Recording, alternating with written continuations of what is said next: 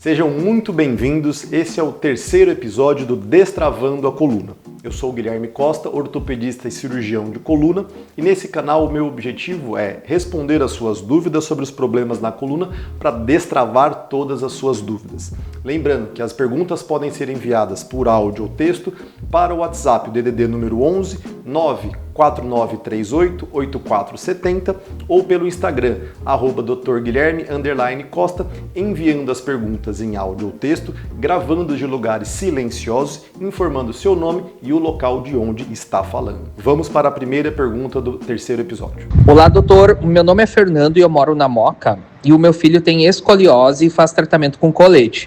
Mas eu morro de medo da escoliose piorar e ele precisar ir para a cirurgia, pelo risco dele parar de andar. Eu já perguntei sobre isso, mas o médico falou que os riscos são baixos.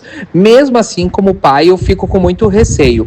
Existe o risco do meu filho parar de andar e ficar de cama após uma cirurgia dessa? Pois bem, Fernando, essa sua dúvida é uma dúvida extremamente comum, principalmente quando quem toma a decisão não é o paciente, são os pais do paciente, tá?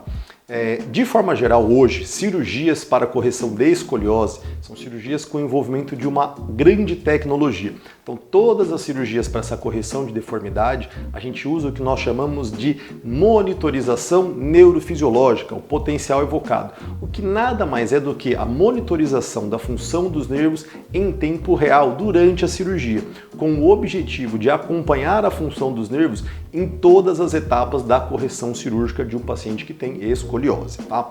Quando a gente pensa em cirurgias da coluna, é muito comum a gente ter esse receio, não importa se seja um adolescente, um adulto ou um paciente idoso, mas a gente sempre explica que basicamente para você ter bons resultados, você tem que ter ali algum conjunto de situações. Sejam eles um problema que de fato precise realmente de cirurgia para tratamento, o cirurgião fazer a melhor indicação para a correção daquele problema de fato, a técnica cirúrgica do cirurgião, e aí obviamente que entra a habilidade técnica de cada um, e de fato todas as medidas de segurança possíveis que possam existir serem aplicadas nesses casos.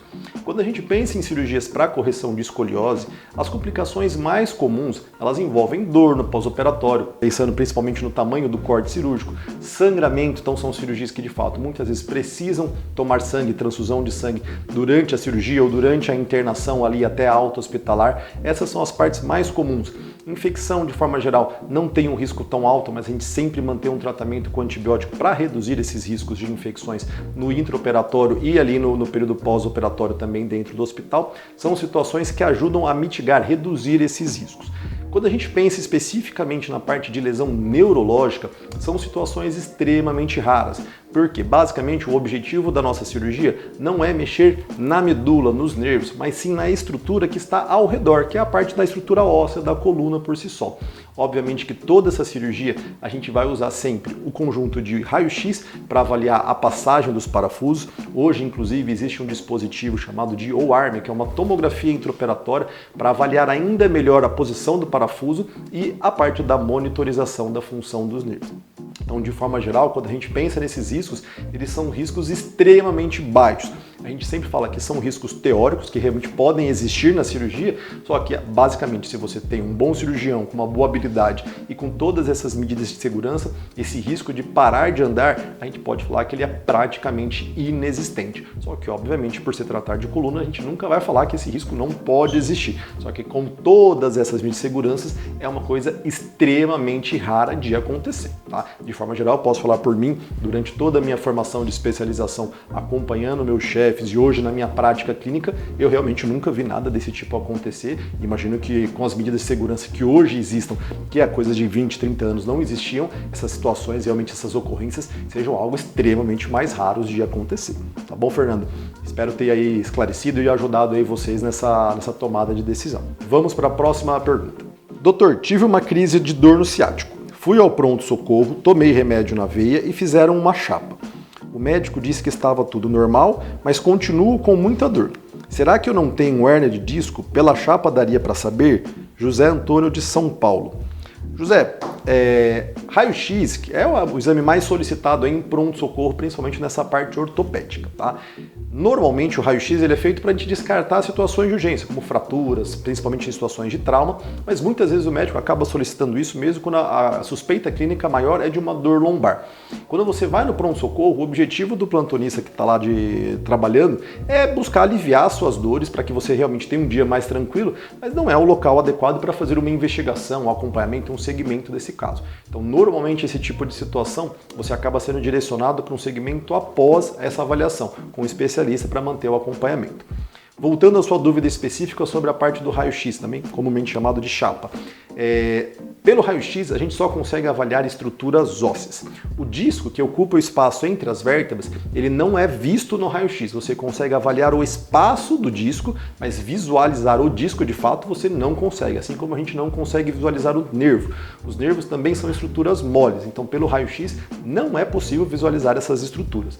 Logo, você não consegue saber se você tem ou não tem hérnia de disco através de um exame de raio-X, tá? O raio-X ele serve somente para esse rastreio inicial no pronto-socorro.